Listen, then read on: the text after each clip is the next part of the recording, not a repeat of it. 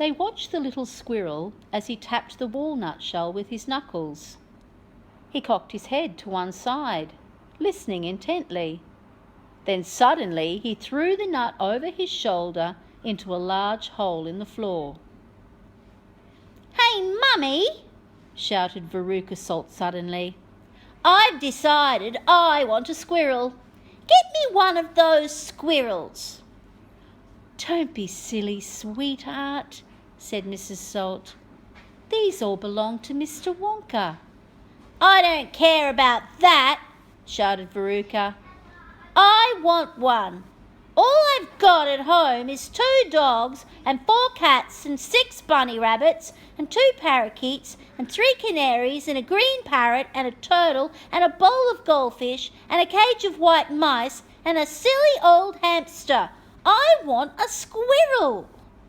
"All right, my pet," Mrs. Salt said soothingly. "Mummy'll get you a squirrel just as soon as she possibly can." "But I don't want any old squirrel," Veruca shouted.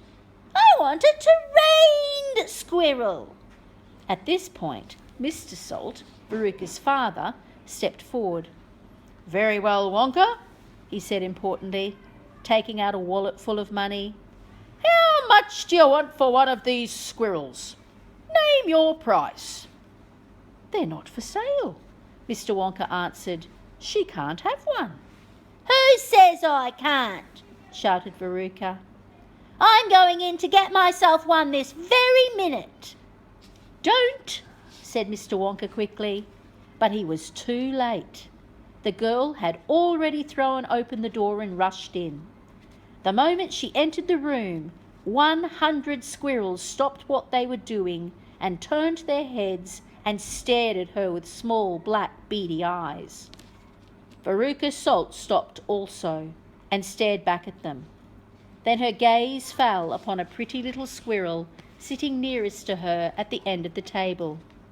The squirrel was holding a walnut in its paws.